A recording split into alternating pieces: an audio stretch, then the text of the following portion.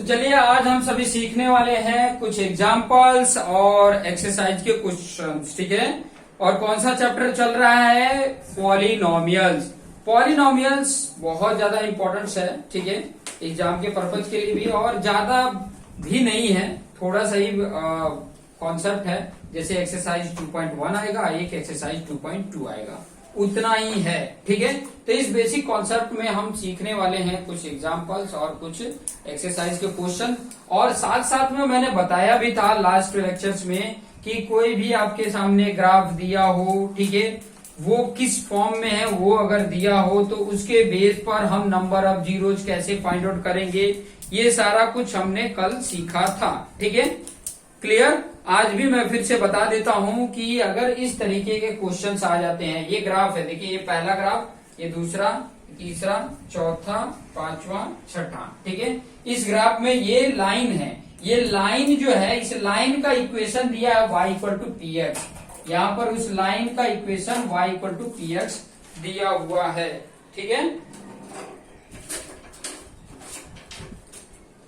Okay, तो यहां पर ये इक्वेशन दिया हुआ है। इस इक्वेशन का मतलब हो गया कि यहां पर 6 क्वेश्चन है, इसीलिए px की वैल्यू यहां पर नहीं दिया है, ठीक है। समझ में आया? हर किसी के वैल्यू अलग अलग होगी, हर किसी का। इस लाइन का px की वैल्यू, px का फॉर्मूला जो फॉर्म में होगा वो कुछ और होगा, इसका कुछ और होगा, इसका कुछ और होगा, इसका कुछ और होगा, इसका कुछ और, इसका कुछ और होगा।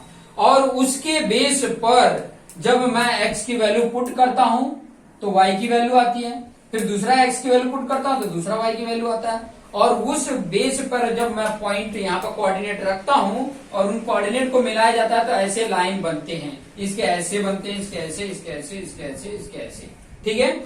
इसके बारे में मैं ग्राफ में कैसे इसको प्लॉट करते हैं, कोऑर्डिनेट बताते हैं, उस कोऑर्डिनेट को मिलाओगे तो ऐसे डायग्राम बनेंगे।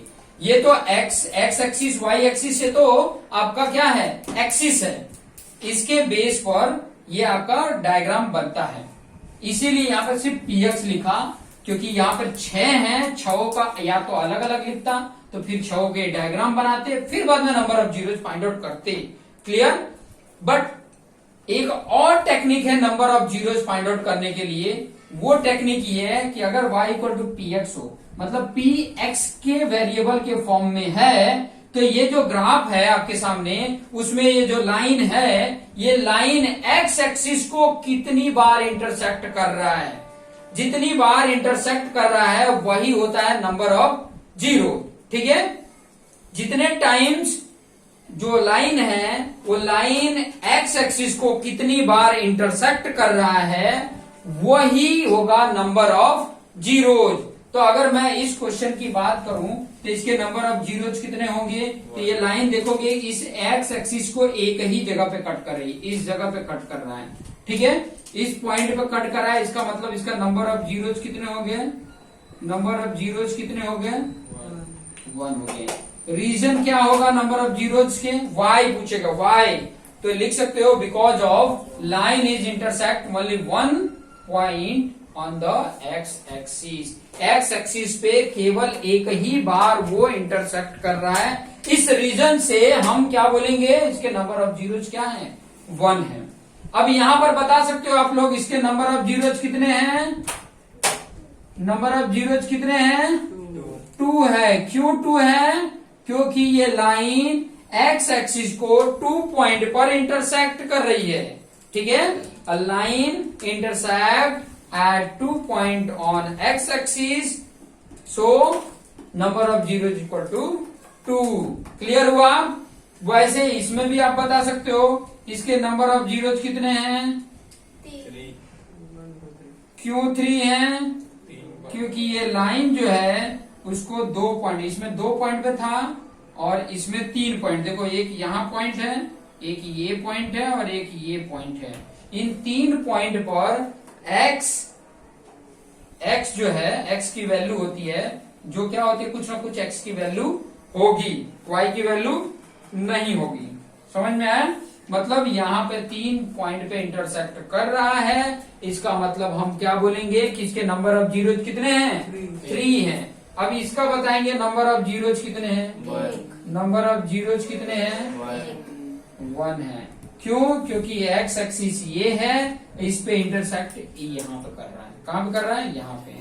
ये इंटरसेक्ट को नहीं देना, वाई एक्सिस को इंटरसेक्ट कर रहा है, वो नहीं देखना है। तो आगे इसके नंबर ऑफ जीरोज समझ में आया? इसके कहने का मतलब है कि ये वैल्यू अगर पुट करते हैं, मतलब यहाँ पर देखो वाई कोऑर्डिनेट की वैल्यू कितनी है? वाई कोऑर्डिनेट की वैल्यू कितनी? 0 है।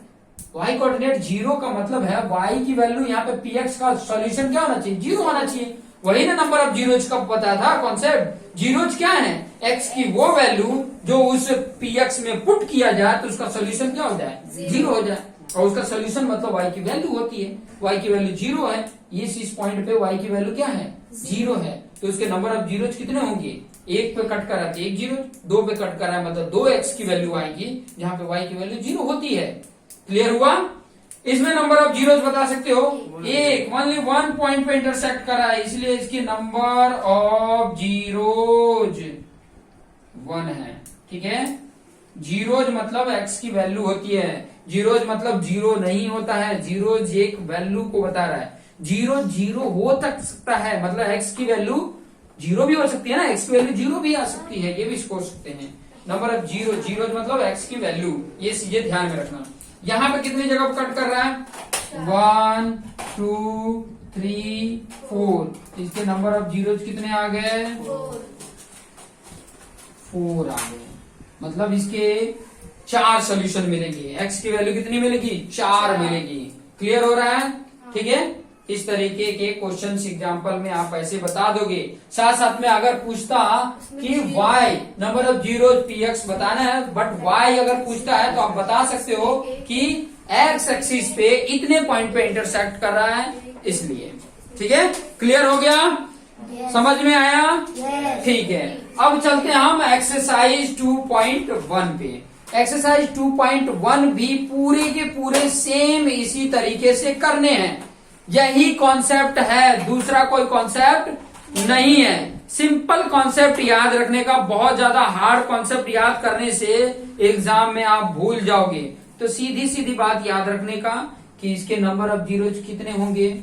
इसके नंबर ऑफ जीरो, क्योंकि ये भी देखो y equal to p x ही है। y equal to p x, p x के वेरिएबल के फॉर्म में है। मतलब हम x एक्सिस को देखेंगे तो ये x एक्सिस को कितनी बार कट कर रहा है? 0। एक भी बार नहीं कट कर रहा है। इसका मतलब नंबर ऑफ जीरोज कितने होंगे? 0। एक भी नहीं है। x की एक भी वैल्यू है कि नहीं? एक भी कोई वैल्यू नहीं होगी। समझ में आया? क्लियर? समझ में आ रहा है? मतलब पैरेलल है, देखो ना, इसके पैरेलल है। और पैरेलल के लिए आगे सीखोगे नो सोल्यूशन होता है, इसके सोल्यूशन ही नहीं होते हैं। क्लियर? उसकी कहीं जब इंटरसेक्ट करता है तो वैल्यू मिलती है, इंटरसेक्ट ही नहीं करेगा तो कहां से वैल्यू मिलेगी? चलिए यहाँ पर सेकंड नंबर है, यहाँ पे देखेंगे एक्स एक्सिस को कितनी बार कट किया? एक ही बार। इसके नंबर ऑफ जीरोज कितने होंगे? कितने? 1। चलिए ठीक है, बहुत बढ़िया। आप लोग ऐसे ही अगर शानदार आप जवाब देते रहे ना, तो मैं ये गारंटी लेता हूं कि आप मैथ्स में तो टॉप कर जाओगे। बाकी सब्जेक्ट की गारंटी नहीं लेता, लेकिन मैथ्स में आप टॉप कर जाओगे। और इसी तरीके से साइंस पढ़ते हो, इसी तरीके से अगर सोशल पढ़ते हो, इसी तरीके से इंग्लिश भी पढ़ते हो, तो गारंटेड है कि आप गुजरात में टॉप कर जाओगे, या किसी भी स्टेट में वो स्टेट को टॉप कर जाओगे। रीजन है आपकी मेहनत, आपका थिंकिंग कैसी है, आप सोच क्या रहे हो, आप मेहनत किस तरीके से कर रहे हो, उसके ऊपर डिपेंड है। इसमें मेहनत कर रहे हो तो अच्छे से जवाब फटाक से मिल जा रहा है। इसके नंबर ऑफ जीरोज कितने होंगे? क्यों 3 है? ये लाइन 3 टाइम्स और line intersecting at 3 point on x axis. Clear? चलिए नेक्स्ट फोर्थ का बताएंगे।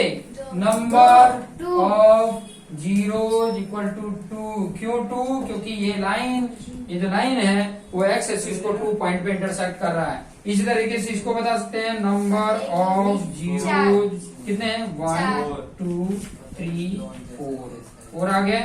नेक्स्ट वाले का नंबर ऑफ जीरोज कितने आएंगे? नंबर ऑफ जीरोज कितने आ जाएंगे? 1 आ गया, 2 आ गया और 3 आ गया। तो इस तरीके से आप इसके बता सकते हैं।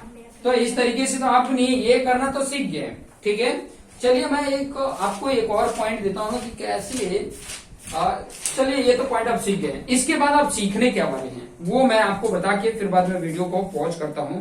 इसके बाद आप सीखोगे कि आपके पास पॉलिनोमियल है, ठीक है, या लीनियर पॉलिनोमियल है, तो उसी के बेस पर आप उसका solution number of zeros find out करना सीखोगे, प्लस वेरीफाई करना सीखोगे। ठीक है, कोई पॉलिनोमियल आपको दे दिया है, ठीक है, तो उस पॉलिनोमियल के बेस पे आप वेरीफाई करोगे कि number sum of zeros and product of zeros क्या जो फॉर्मूला हमने दिया है उसको सेटिस्फाई कर रहा है या नहीं कर रहा है। अब कई बार क्या होगा ना, सम ऑफ जीरोज और प्रोडक्ट ऑफ जीरोज दिए रहेंगे, उसके बेस पे आपको पॉलिनोमियल बनाने के लिए आएगा। क्या बनाने के लिए आएगा? पॉलिनोमियल बनाने के लिए आएगा। पहला दिया रहेगा आपको पॉलिनोमियल, उसके बेस पे जीरोज फाइंड आउट करने होंगे, क्लियर, और जीरोज फाइंड आउट करने के बाद से उसको वेरीफाई करना पड़ेगा, जो फॉर्मूला दिया है उसको वेरीफाई करना पड़ेगा। दूसरा टाइप का ये आएगा कि सम ऑफ जीरोज और प्रोडक्ट ऑफ जीरोज दिए रहेंगे, मतलब जीरोज दिए रहेंगे और जीरोज के बेस पर आपको पॉलिनोमियल बनाना है, मतलब पहला वाला के उल्टा करना है।